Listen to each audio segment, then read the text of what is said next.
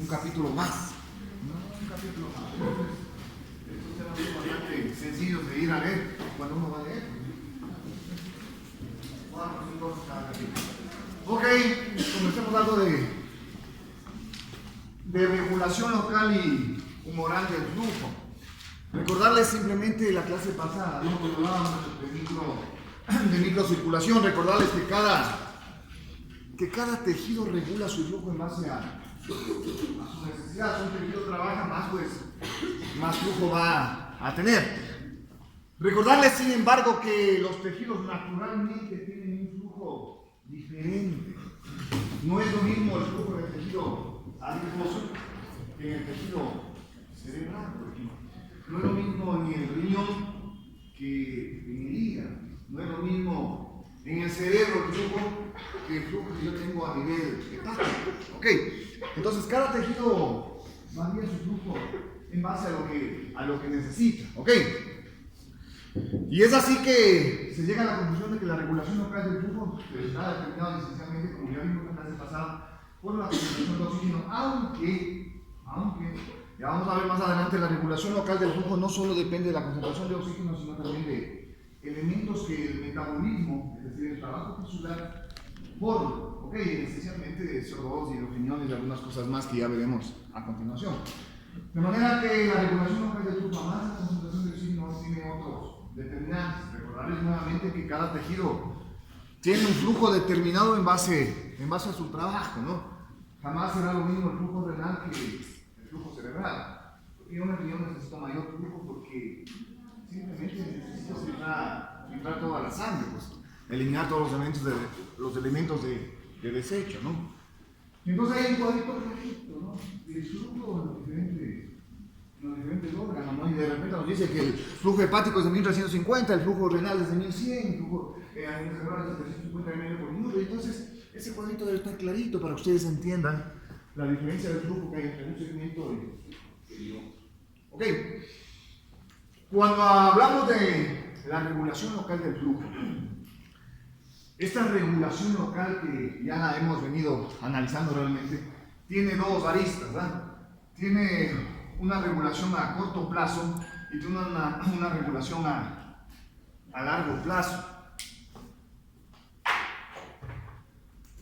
La regulación a corto plazo se refiere a esos cambios rápidos de la regulación local del flujo que suceden en segundos o máximo minutos.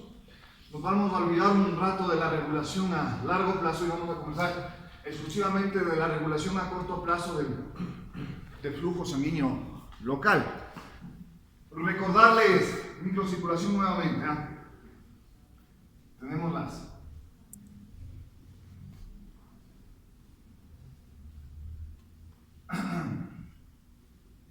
y volvemos, ¿no? Entonces recordarles simplemente las arteriolas, las metaarteriolas, aquí el esfínter precapilar y finalmente el capilar verdadero. Habíamos dicho que las células que están acá jamás están alejadas de sus capilares. Por cierto, ¿cuál es la distancia máxima de un capilar hacia un vaso? De un capilar hacia una célula. También lo dice esto, ¿no? 3 micros, creo. 3 a 5 micros. Ok. Y entonces, nunca las células están alejadas de un capilar realmente. Ahora bien, cuando hablamos de la regulación local del flujo, estamos hablando de esta regulación a corto plazo que me permite los cambios del flujo hacia estas células en segundos realmente, muy rápido, y por eso se llama una regulación a corto plazo. La regulación a corto plazo tiene realmente dos teorías básicas, ¿no? La una que es la teoría vasodilatadora y la otra que es la teoría de demanda de oxígeno, o lo que es lo mismo de la falta de oxígeno. Teorías muy sencillas de entender para que nosotros podamos aclarar cómo es el fenómeno de la regulación local del flujo. En otras palabras, cómo un tejido puede regular su flujo en base a factores locales, que es lo que estamos analizando el día de hoy. Y entonces un tejido naturalmente trabaja más, ¿no? El tejido muscular trabaja más, el tejido cardíaco trabaja más, el tejido cerebral trabaja más. Y cuando trabaja más un tejido, comienza a producir elementos vasodilatadores. Pero realmente los elementos vasodilatadores se ha visto que responden su elaboración, su producción aumentada a la falta de oxígeno. Es decir, caemos en lo mismo, ¿no? Un tejido trabaja más y el momento en que este tejido trabaja más desciende su concentración de oxígeno. El momento en que desciende la concentración de oxígeno, estas células comienzan a producir sustancias vasodilatadoras. Esencialmente los vasodilatadores tisulares más importantes son adenosina, CO2, hidrogeniones, todos estos, algo de potasio también, todos estos que en esencia son vasodilatadores directos de las arteriolas, de las metaarteriolas y del esfínter precapilar. De manera que si un tejido trabaja más, comienza a producir elementos vasodilatadores. ¿Cuál es el fin de que se produzcan elementos vasodilatadores? Que si un tejido trabaja más, pues más flujo va a necesitar, más nutrientes va a necesitar, para que pueda naturalmente la célula seguir funcionando adecuadamente. De manera que si estas células o este tejido trabaja más, eso me va a producir estos elementos, sobre todo adenosina, que es un potente vasodilatador, de microcirculación me refiero. Y entonces, producidos estos vasodilatadores, estos vasos de acá simplemente lo que hacen es dilatarse. Y al dilatarse usted ya conoce la ley de Ohm, ¿no? Si disminuye la resistencia, el flujo va a aumentar. Por lo tanto, llega mayor flujo acá, mayor cantidad de sangre, mayor cantidad de nutrientes para que estas células puedan seguir trabajando aceleradamente. Por el aumento de su metabolismo. ¿Okay? Entonces la teoría vasodilatadora de la regulación a corto plazo del flujo local nos dice eso, ¿no? Nos dice simplemente que un tejido que trabaja más produce elementos vasodilatadores. Siempre que un tejido trabaja más produce elementos vasodilatadores. ¿Cuáles son? Adenosina, CO2, algo de lactato, ¿no? Que se produce con el metabolismo, sobre todo muscular. De manera que todos ellos lo que producen es vasodilatación. El momento en que se produce vasodilatación, lo que estamos haciendo simplemente es aumentando el flujo hacia un tejido que está trabajando más. Esa es la teoría vasodilatadora. Para explicar la regulación a corto plazo del flujo local. La otra teoría se basa en la demanda de oxígeno y es la base de la vasomotilidad que vimos la clase pasada. ¿Okay? Y entonces, simplemente volver a explicar lo mismo. ¿Qué dice la teoría de la vasomotilidad? Un tejido que trabaja más, ¿consume qué? Consume mayor oxígeno. Por lo tanto, el oxígeno del tejido disminuye. Si disminuye el oxígeno, yo no tengo el poder suficiente para que el músculo liso de las arteriolas, de las metaarteriolas y de la esfínter precapilar pueda contraerse. Porque la célula, para funcionar, todas las células, incluidas la célula muscular, para que produzca contracción necesita oxígeno, porque es la base para su funcionamiento. De manera que si yo no tengo oxígeno en el tejido, oxígeno tisular, la célula muscular lisa se relaja. No se puede contraer, por lo tanto se relaja. En el momento que se relaja, ¿produce qué? Produce vasodilatación. No puede contraerse. Y el momento en que produce vasodilatación, tenemos un aumento de flujo hacia el tejido que está trabajando más. Es decir, hacia el tejido que necesita una demanda aumentada de oxígeno. Por eso se llama la teoría de demanda de oxígeno. Una teoría que se explica simplemente porque mi tejido trabaja más y necesita más oxígeno. Una teoría que se explica que si un tejido trabaja más, consume más oxígeno y por lo tanto disminuye la concentración tisular de oxígeno. Sin oxígeno es imposible que los vasos puedan contraerse. Por lo tanto, estos vasos que están acá inmediatamente se dilatan, aumentando el flujo hacia los tejidos que están trabajando mucho más. Como usted puede ver, dos teorías que explican cómo el propio tejido directamente puede estar regulando su flujo. Directamente. Si un tejido trabaja más, produce vasodilatadores. Si un tejido trabaja más, consume más oxígeno. Vasodilatadores y menos oxígeno, ¿cuál es la respuesta lógica de todo esto? Vasodilatación y aumento de flujo hacia un tejido determinado. Se cree que ninguna de las dos teorías trabaja aisladamente. Se cree realmente que cuando un tejido trabaja, aumentan tanto los vasodilatadores y disminuyen naturalmente la concentración de oxígeno. De manera que se piensa que las dos teorías en un tejido que está trabajando interactúan al mismo tiempo, provocando sobre los vasos una dilatación que permita el aumento de flujo hacia un tejido que trabaja más. Ok. ¿Qué pasa cuando un tejido está en reposo, en cambio? ¿Qué pasa si un tejido no está aumentando su metabolismo, su trabajo? Simplemente yo tengo más oxígeno. Simplemente mis células no producen vasodilatadores y por lo tanto el flujo hacia acá tiende a estar disminuido. Porque yo tengo oxígeno para contraer el vaso y no estoy produciendo un vasodilatador. Por lo tanto, no hay ninguna razón por la cual ese tejido aumente su flujo. ¿Hasta cuándo? Hasta cuando nuestro tejido cerebral llegue a clases de fisiología, ¿no es cierto? Y entonces nos toca... trabajamos más y comenzamos a consumir vasodilatadores y comenzamos a consumir oxígeno cerebral, ¿no es cierto? Y entonces el vaso se aumenta el flujo, ¿no es cierto?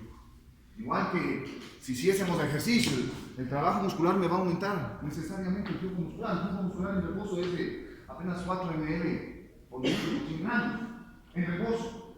Pero ese puede aumentar muchísimo, ¿no? A más de 100 ml por minuto en 100 gramos de tejido muscular.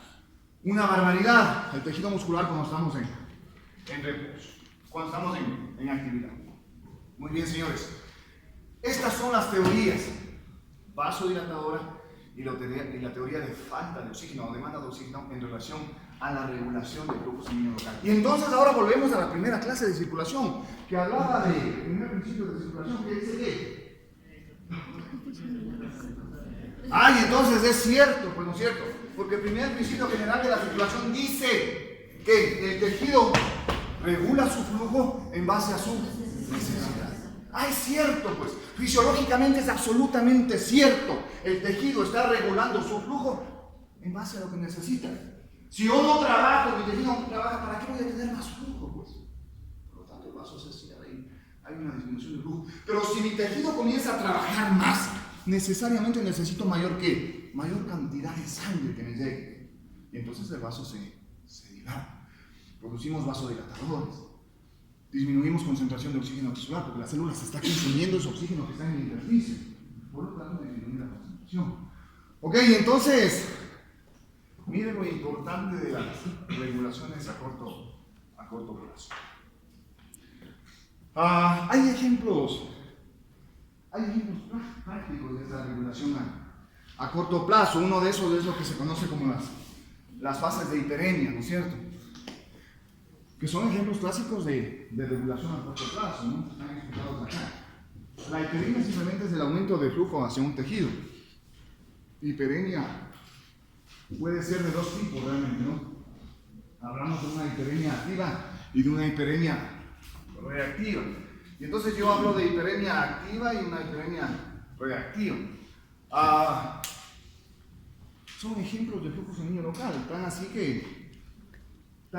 es que si nosotros apretamos fuerte la muñeca, haciendo que disminuya el flujo sanguíneo hacia la mano, o si aplicamos un torniquete fuerte, como cuando vamos a operar antebrazo o vamos a operar mano, y lo colocamos el torniquete en el brazo, fuerte, no apretado, disminuyendo totalmente o haciendo que exista ausencia de flujo hacia el tejido.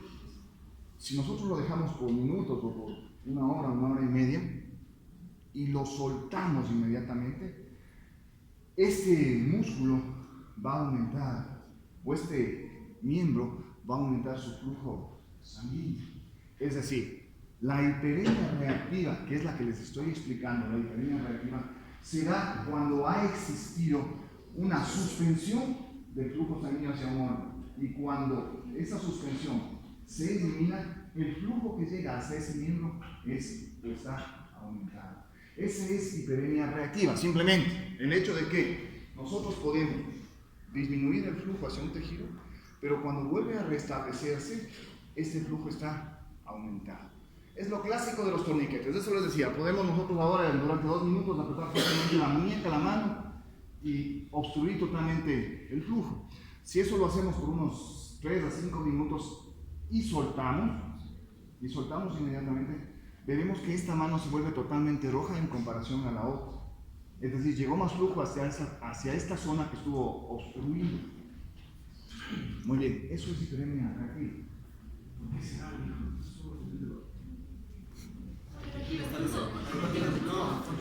¿Por qué no tiene oxígeno ese vasodilación? Es absolutamente lógico. ¿Por qué yo tengo hiperemia reactiva? ¿Mande? Claro, pero ¿por qué cuando desobstruyes viene el mayor flujo? Porque estamos reteniendo. ¿Qué pasa? No, pues imposible. ¿Por qué tengo hiperemia reactiva? Simplemente porque si obstruyo la circulación hacia la mano cuando hago torniquete, ¿no tengo qué? No tengo oxígeno pues, en el tejido. Y si no tengo oxígeno en el tejido, ¿qué pasa cuando los vasos están aquí? Están dilatados, están relajados, no están contraídos. De manera que cuando suelto, la sangre va hacia una zona vasodilatada. Por lo tanto, aumenta el flujo. Todo tiene que ver con esto, ¿no? Son solo ejemplos, la hiperemia reactiva y la hiperemia ejemplos de regulación local a corto plazo. Y la hiperemia activa, en cambio, tiene que ver con el hecho de que un tejido trabaja más y más flujo tiene. Eso es un ejemplo clásico. La hiperemia activa es el músculo, nos vamos a dar 3 vueltas a la manzana, ¿no? Eugenio Espejo, maternidad. 3 vueltas, ¿no? El que primero llega tiene un punto más de fisiología, ¿no? Y llegamos acá, ¿verdad? Entonces el músculo está con más flujo. Está con más flujo porque trabaja más, está con más flujo porque usted sabe que ya comenzó a producir vasodilatadores. Y entonces a eso se le conoce como hiperemia activa. Aumento de flujo por aumento de trabajo. Diferente a la hiperemia reactiva, que es cuando hay ausencia de flujo hacia una zona determinada del cuerpo. El ejemplo clásico de los torniquetes que nosotros estamos explicando. Tal es así que cuando nosotros hacemos torniquete en la pierna, para una amputación, por ejemplo, nosotros hacemos torniquete en la pierna durante 1 hora, 1 hora y media, y luego soltamos el torniquete, mucha de la sangre de la circulación general se va a la pierna por la vasodilatación y regresamos a ver la presión, y la presión desciende, porque mucha de la sangre se fue hacia una zona que tenía vasodilatación, hiperemia reactiva. ¿Ok? Entonces, cuando sueltan los torniquetes, nosotros inmediatamente debemos siempre ver la presión. Y eso le digo a mis pacientes, recordamos, siempre ver la presión cuando vamos a soltar un torniquete. ¿Ok? Por la vasodilatación es flujo sanguíneo local. Eso es hiperemia reactiva y eso es hiperemia activa. Hay otros conceptos adicionales. En esta microcirculación, en esta regulación local del flujo. Y uno de esos es la autorregulación del flujo cuando hay variación de la presión arterial. ¿Sí? Y entonces hay una cápita en el texto, en el capítulo, que dice cómo autorregulamos el flujo cuando hay aumento de la presión. Porque es lógico suponer que si nos colocamos un litro de suero, de lactato lígero sobre una salina, en primer lugar vamos a aumentar volumen y por lo tanto presión. Pero si aquí aumenta la presión por el aumento de volumen que nos produjo el litro extra de solución que enviamos a nuestro cuerpo circulatorio, ¿cómo esto lo podemos regular para que no aumente el flujo hacia un tejido que no necesita un aumento de flujo? A eso se refiere la autorregulación del flujo cuando hay variación de la presión arterial. Y esta autorregulación del flujo es bastante fácil de entender, tiene que ver con lo anterior realmente. La autorregulación del flujo cuando hay variación de presión aplica realmente dos teorías. La teoría metabólica y la teoría miógena, ¿no? Es decir, señores, cuando aumenta la presión, en un primer momento es lógico suponer que va a aumentar también el flujo que llega hacia un tejido. Pero inmediatamente nuestro tejido trabaja para que este aumento de presión no represente un aumento de flujo en un tejido que no está trabajando. A eso me refiero. Ok, y entonces para eso se crearon las teorías metabólicas y miógenas de la autorregulación del flujo en la variación de presión arterial. Facilito entender. Miren lo que pasa.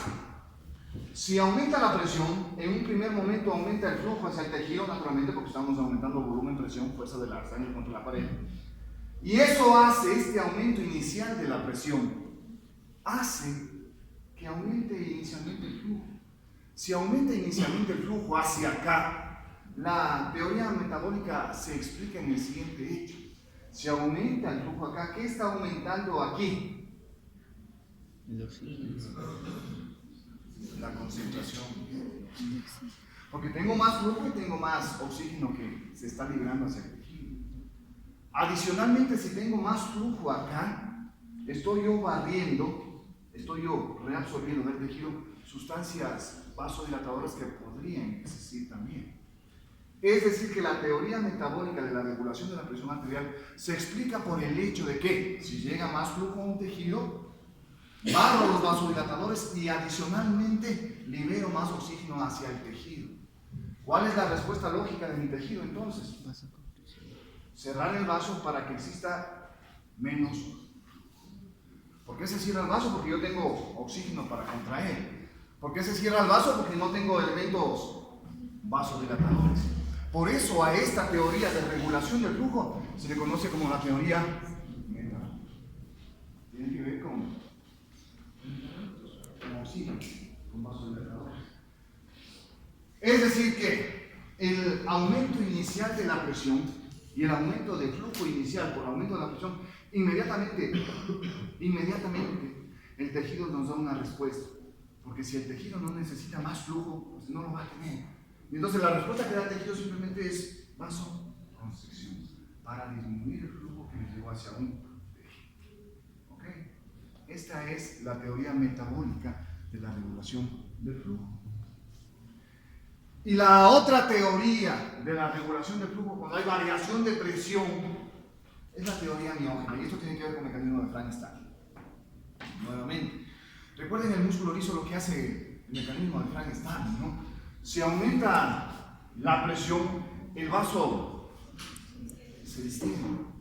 Se alinean mejor los filamentos de actina y de miosina. ¿Y cuál es la respuesta? Contracción. Esa es la teoría miógena de la autorregulación del flujo. En otras palabras, un estímulo inicial que fue el aumento de la presión distiende mi vaso y la respuesta que da mi vaso es que vaso. Es decir, primero aumentó el flujo, inmediatamente la respuesta que da mi tejido es una vasoconstricción para que tienda a disminuir el flujo. Miren que estamos hablando de la regulación cuando hay variación de presión, es decir, cuando por alguna causa la presión, el volumen nos aumentó. Lo que les estoy explicando es que si aumenta la presión, no necesariamente va a aumentar el flujo hacia mis tejidos, porque los tejidos se autorregulan a esas variaciones de presión. ¿Cómo los tejidos se autorregulan a esas variaciones de presión? Aplicando teorías metabólicas y teorías miógenas. ¿Qué quiere decir la teoría metabólica? Si aumenta la presión, aumenta la llegada de oxígeno y también, como tengo más flujo, se eliminan los vasodilatadores del tejido. ¿Cuál es la respuesta lógica? Vasoconstricción. En otras palabras, el tejido cierra sus llaves para que no llegue más sangre hacia un tejido que no necesita. Así haya aumentado la presión en el resto del cuerpo.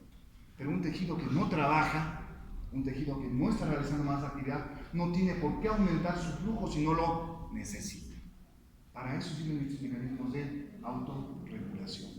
Así haya variación de presión, mi tejido no va a aumentar su flujo si es que no lo necesita. Ok, esto trata de explicar la teoría metabólica y miógena. Simplemente aumenta la presión, Aumenta la concentración de oxígeno y por lo tanto el vaso se cierra.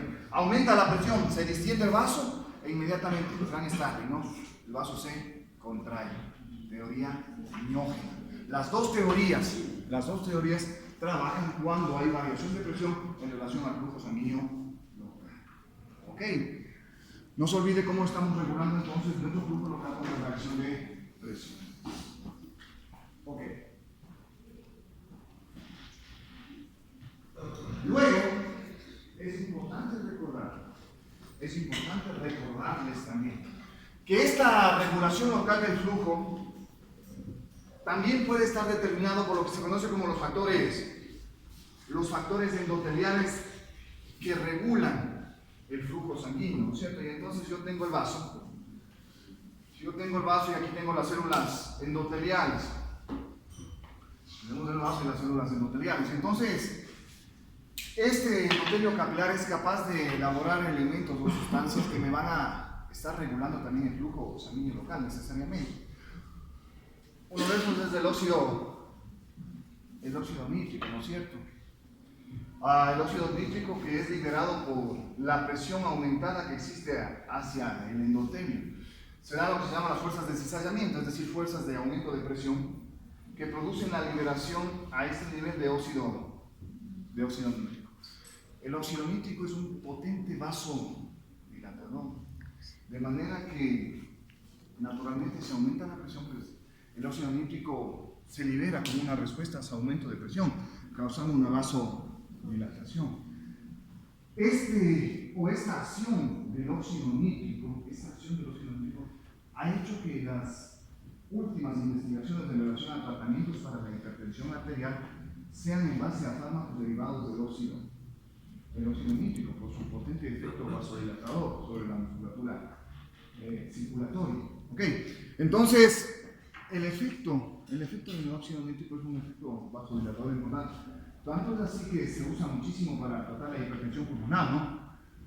Un derivado del óxido nítrico, que es el sildenafil, el Viagra, se usa para tratar hipertensión pulmonar, el aumento de la presión a nivel de los vasos pulmonares. Y se usa naturalmente para causar o para mejorar la impotencia en los varones. Que sufren esta afección.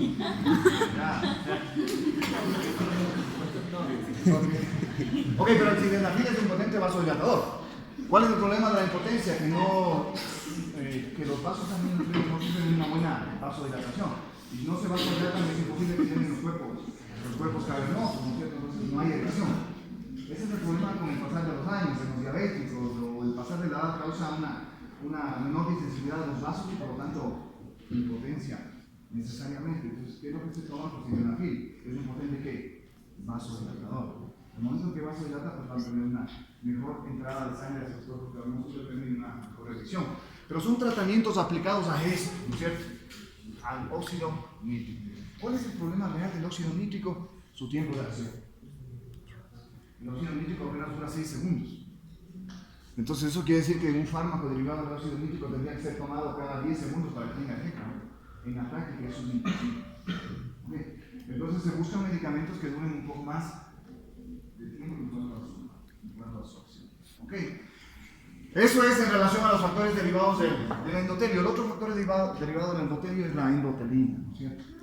La endotelina, sí que se libera esencialmente no como fuerzas de cizallamiento, como son las fuerzas que liberan óxido nítrico, sino que la endotelina se libera como resultado del trauma vascular. Es decir, hay un aplastamiento, un choque o hay un corte acá e inmediatamente se libera el endotelio endotelina. La endotelina tiene una importante acción para evitar hemorragia realmente, porque la endotelina es un ¿qué? La endotelina causa ¿qué? Vasoconstricción. De manera que si hay trauma, se libera endotelina, el vaso se cierra. ¿Con justa razón? Pues, para evitar que haya un sangrado mayor. ¿Okay? Esa es la acción de la endotelina, sobre todo a nivel de microcirculación, causar vasoconstricción y disminución de flujo para evitar un flujo sanguíneo por un tejido que está dañado, que está traumatizado. ¿Okay? Entonces, señores, estos son los factores derivados del endotelio. Miren que todo lo que hemos ido analizando en la regulación a corto plazo tiene que ver con esto, ¿no? Con esa regulación a nivel de microcirculación que se produce en segundos realmente, ¿no? Que se produce en segundos. Pero cuando iniciamos la clase yo les había dicho que la regulación del flujo a nivel local puede darse a corto plazo o a largo plazo. Todo lo que hemos visto está acá, en el corto plazo, es decir, la teoría vasodilatadora, la teoría de la tiene que ver con esa regulación a corto plazo. Todo lo que vimos de la autorregulación, de la presión arterial, todo lo que hemos visto de los factores derivados del endotelios tiene que ver con regulación a corto plazo. Pero la regulación a largo plazo, implica otros mecanismos realmente. La regulación a corto plazo del flujo esencialmente tienen que ver con angiogénesis, ¿no? Y la regulación a largo plazo tiene que ver con la formación, por tanto, de nuevos vasos sanguíneos. A eso se refiere la regulación a largo plazo. Y es a largo plazo porque un vaso sanguíneo no se forma en segundos. Un vaso sanguíneo nuevo se forma durante meses, ¿no? Para formar una nueva circulación colateral. Me explico mejor. ¿Cuál es un ejemplo clásico de la regulación a largo plazo? Los que hacen halterofilia, ¿no? Los pesistas. Cuando están haciendo pesas, inmediatamente el músculo se hipertrofia, ¿no? Y el músculo se hace más grande. Pero como se hipertrofia y se hace más grande, necesariamente debemos también hacia esas células que están creciendo llevar ¿qué? Nuevos vasos sanguíneos, formar angiogénesis, es decir, formación de nuevos vasos sanguíneos. Esa regulación del flujo hacia ese tejido que aumentó es un clásico ejemplo de la regulación a largo plazo. Tiene que ver con angiogenina, tiene que ver con factores derivados del endotelio, tiene que ver con factores de crecimiento de fibroblastos, que todos estos producen la formación de nuevos vasos sanguíneos y se siguen formando en base al nuevo crecimiento de los tejidos. Esa es una regulación a largo plazo, por supuesto, pues, porque se da en meses, se da en años de esa nueva formación. Es más, los tumores, el cáncer tiene su asidero en neoformación, en regulación a largo plazo de la circulación. ¿Por qué? Porque el cáncer, las células cancerosas, en general el tejido canceroso, su crecimiento necesita formación de ¿qué? De nuevos vasos para que puedan nutrir a la célula cancerosa. ¿Entiende? Entonces, la célula cancerosa, mientras tenga flujo sanguíneo y nuevos vasos sanguíneos, seguirá creciendo y seguirá diseminando. ¿Cuál es la alternativa ahora en el tratamiento del cáncer y en qué están trabajando últimamente? En evitar que angiogénesis. De manera que si ustedes dedican el nuevo crecimiento de vasos de un tumor, ese tumor no tenga nutrición y por lo tanto no siga creciendo. Miren, entonces eso tiene que ver con la regulación a largo plazo, fenómenos de angiogénesis. Es más, en los viejitos, les han visto la circulación de los pies de su abuelito, a su abuelita, ¿no? Ellos tienen los pies fríos y tienen zonas que son pálidas, ¿no es cierto? Es decir, no tienen una buena circulación porque los vasos arteriales con la edad tienden a cerrarse. Entonces, si no hay sangre, no hay un miembro caliente. Eso es la regla. No hay circulación, no se calienta la piel. ¿Okay? Entonces, ¿qué es lo que están haciendo ahora en el tratamiento? Están inyectando células madre, ¿no? ¿Con el fin de qué? Con el fin de que se creen nuevos vasos sanguíneos. Entonces, la inyectan células madre y se comienza a ver una neovascularización. ¿Para qué? Para que mejore la circulación y mejore el tratamiento de ese viejito que no tiene una adecuada circulación en el ¿okay? Los infartos también están utilizando regulación a largo plazo, ¿no? Es decir, si infartan la zona del corazón, determinan por gamografía dónde está la zona infartada y hacia esa zona inyectan células madre, con el fin de que haya un nuevo crecimiento de vasos y que ese tejido comience a tener una nueva circulación. Miren entonces todas las aplicaciones que nosotros ahora tenemos en relación a esta que es la regulación a largo plazo de la circulación, que esencialmente tiene que ver, como ya lo van a ir a ver, con angiogénesis, con la formación de nuevos vasos. Ok, muy bien señores, esta es la regulación local de flujo, factores de corto plazo y factores de largo plazo. Al final de este capítulo al final de este capítulo, porque este capítulo se llama regulación local y humoral del flujo. Al final del capítulo está la regulación humoral del flujo, es decir, esa regulación del flujo sanguíneo que tiene que ver con la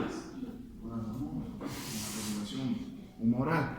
Y entonces, a esta regulación humoral, en general, los elementos sanguíneos de la regulación humoral pueden darnos bien sea vasoconstricción o bien sea vasodilatación cuando hablamos de la regulación del flujo. Los elementos vasoconstrictores más importantes que nosotros tenemos son, en primer lugar, los derivados del sistema nervioso simpático. Por lo tanto, señorita, digas cuáles son. Los derivados del parasimpático. ¿Cuáles son los elementos que se producen para la transmisión simpática? Ya, señorita, ya estamos en clases. ¿Cómo se le ocurre sacar el celular en clases para chatear? Ya que se dice, mija. Ok. A ver, ¿cuáles son los neurotransmisores del sistema simpático? Adrenalina y noradrenalina. Estos son potentes vasoconstrictores. Son potentes vasoconstrictores, sobre todo la noradrenalina, más potente que la adrenalina. Causan, por lo tanto, vasoconstricción. Y si un tejido produce vasoconstricción, necesariamente va a disminuir su... Sí, por eso es que cuando nos asustamos, inmediatamente hay vasoconstricción. Nosotros nos volvemos pálidos, porque disminuye el flujo hacia la piel. ¿Okay? Por eso es que noradrenalina la usamos en terapia intensiva, porque en terapia intensiva un paciente está en shock, en cualquier tipo de shock séptico, por ejemplo. Entonces, en shock séptico nosotros necesitamos, como estamos en shock séptico, tenemos vasodilatación por el shock séptico. Y como tenemos vasodilatación, ¿qué tenemos con la presión? La presión disminuye. ¿Sí? Entonces, ¿qué hace la noradrenalina? Vasoconstricción para mejorar la presión y mejorar el... ¿Okay? Entonces, para eso se usa sobre todo noradrenalina, pero es un potente vasoconstrictor, ¿no? Nos está aumentando la presión esencialmente. Si nosotros colocamos adrenalina ahora, ustedes, media ampolla de adrenalina, el corazón se sale del pecho, ¿no? No sé si alguna vez han visto colocar a un paciente adrenalina, ¿no? El corazón se sale del pecho. Por error a veces pasa, ¿no? Las ampollas de adrenalina son igualitas a las de neostigmina, igualitas. Cafés con letras blancas, y a veces los de farmacia nos pasan al revés, ¿no? Y en vez de ponerle una ampolla de neostigmina, le coloca una de adrenalina, y usted regresa a ver el monitor y la frecuencia está en 200. Luego regresa a ver la presión, está en 200, 120. Es una barbaridad, un riesgo altísimo, ¿no? De accidente cerebrovascular, de que se infarta el corazón, porque se infarta porque está en taquicardia, pues. Y en taquicardia no hay llenado ventricular, y entonces, ¿qué sangre va a salir hacia el sistema arterial? La taquicardia es peligrosísima en fisiología, realmente, ¿ya? En todas las derivadas de la fisiología, anestesia, cardio, todo. ¿Okay? Bueno, entonces eso produce la adrenalina y la noradrenalina. Luego tenemos otros vasoconstrictores humorales, ¿no? La angiotensina 2 es un potente vasoconstrictor, mucho más potente que los derivados del sistema simpático, ¿no? Tenemos, por suerte, muy poca cantidad de angiotensina 2 en el cuerpo. Muchos de los medicamentos que nosotros usamos antihipertensivos, muchos de los antihipertensivos son bloqueadores de la angiotensina 2. Es decir, bloquean esta hormona para que no produzca vasoconstricción y por lo tanto disminuya la presión arterial. Tratamiento de presión arterial. La angiotensina 2 que se produce naturalmente a nivel pulmonar como resultado de la liberación de renina y todas estas vainas. El mismo término a nivel pulmonar que es la angiotensina 2, que es un potente vasoconstrictor, por lo tanto el flujo sanguíneo local tiende a disminuir, ¿cierto? Y finalmente tenemos otro vasoconstrictor importante que es la vasopresina, ¿no? La vasopresina o hormona antidiurética. Ese es el más potente vasoconstrictor que existe. No hay nada más potente que la vasopresina. Potente, muy potente. Al ser muy potente, muy poco se la usa, ¿no? Por su efecto tan amplio en cuanto a vaso, por tanto, aumentar la presión arterial. Muy poco se la usa. libera vasopresina, sobre todo en estados de shock intenso, ¿no? En deshidratación intensa, cuando no hay flujo sanguíneo renal, cuando no hay filtración renal, por deficiencia de volumen. Ahí se libera angiotensina 2. Entonces, vasopresina, ¿no? Entonces es un potente vasoconstrictor, ¿no es cierto? Pero adicionalmente me ayuda a evitar la eliminación de líquidos a través del riñón. Por eso su nombre también de antidiurético, evita la diuresis. Si usted está en shock, si usted no ingiere líquido fisiológico, que su cuerpo retenga líquido, si no lo está ingiriendo. A eso nos ayuda la hormona antidiurética. ¿Ok? Potente vasoconstrictor, por lo tanto disminuye también los flujos. Y al otro lado tenemos los vasodilatadores. Dos grupos grandes, las cininas, cuyo representante más importante es la bradicinina, y el otro gran vasodilatador de flujo sanguíneo local es la histamina. La bradicinina se produce como respuesta a procesos infecciosos, a procesos inflamatorios. Por eso es que nos da shock séptico, por ejemplo. Cuando hay infección de bacterias que invaden la sangre y con la sangre a todos los tejidos, ahí estamos en sepsis, ¿no es cierto? Esa sepsis puede liberar bradicinina y esa es la responsable de la vasodilatación que puede haber en esos estados. No se olvide nunca, ley de Ohm. Si usted vasodilata, disminuye presión. Y si usted no tiene presión, nunca va a haber flujo hacia el tejido. Por lo tanto, cae en shock. ¿Okay? Si no hay flujo en los tejidos, eso se llama shock. Uno de ese tipo de shock puede ser el shock séptico, por la invasión de bacterias. La reacción inflamatoria que eso produce nos va a liberar bradicinina y me va a dar, por lo tanto, vasodilatación. Uno creería que cuando un vaso se dilata va a mejorar el flujo. Inicialmente puede suceder eso, es cierto. Pero cuando usted dilata mucho, como es la acción de estos dos elementos, usted se queda sin presión. Y sin presión es imposible que pueda haber. Ok, ley de Ohm. Listo, entonces, ojo con el efecto de la bradicinina. Y si la bradicinina nos da miedo, la histamina nos da terror. La histamina nos da terror. ¿Por qué? Porque la histamina se libera en situaciones de alergia, ¿no es cierto? En situaciones de shock anafiláctico, es decir, cuando un paciente es alérgico a la penicilina y de repente le inyectamos penicilina en el consultorio, ¿no? Y el paciente comienza a hincharse. Porque hay vasodilatación y al haber vasodilatación salen los líquidos de los vasos sanguíneos hacia el tejido. Se separan las obras de los anteriores y la fuga de agua hacia el tejido es altísima. Y el paciente comienza a hincharse. Entonces ven hinchado, las manchas rojas, ven la presión, y como produce vasodilatación, los movimientos se van a repercutir en la presión. ¿Qué va a hacer con la presión? Está en un shock anafiláctico, ¿no es cierto? Qué miedo, ¿no? Da miedo, ¿por qué? Por dos cosas. Si usted vasodilata mucho, no tiene presión, no va a tener retorno de sangre hasta el corazón, va a tener problemas de bombeo cardíaco. Y lo más grave, pues, ¿no? ¿Por qué muere un shock anafiláctico? Muere porque al hincharse tanto le da edema de la vía aérea. Se hincha tanto esto que el paciente comienza a ahogarse, se va a asfixiar. Se va a asfixiar. Eso produce la histamina, entonces por la vasodilatación, los mastocitos liberan histamina y eso nos da todo un shock anafiláctico. Histamina, un potente vaso. Ok, un potente vasodilatador. Entonces es un caos, ¿no?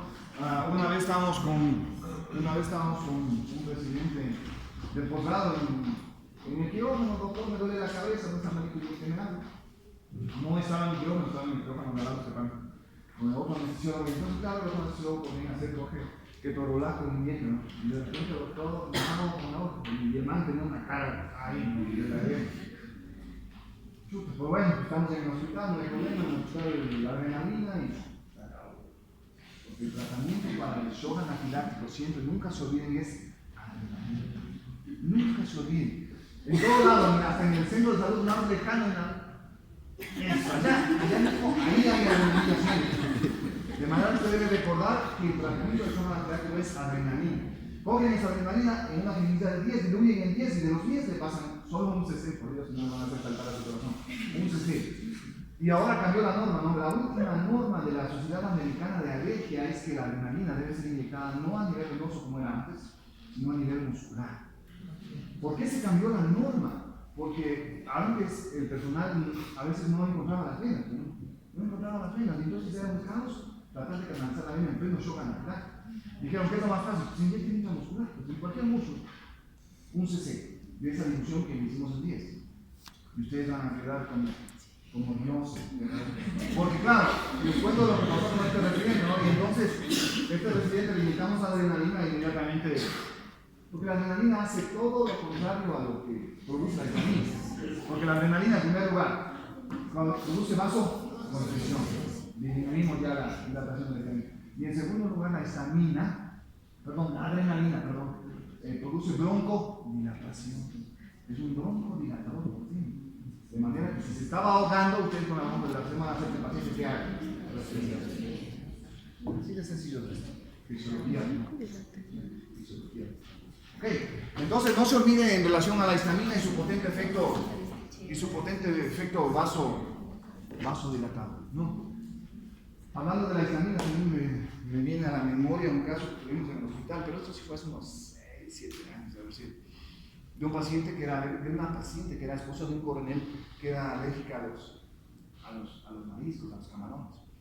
Entonces, claro, llegó a emergencia, sí, con ronchas y todo esto, los camarones, parece que me comieron. Le ingresaron al piso, en el piso volvió a enroncharse y la residente le llama a la tratante, ¿no? ¿Sabe qué? Se volvió a enronchar, ¿qué hacemos? Le dice, póngale lo que hemos indicado, ¿no? Diluya la adrenalina y ponga la adrenalina a la vena. La residente fue y le dijo a la enfermera, dice la doctora que le pase la adrenalina a la persona.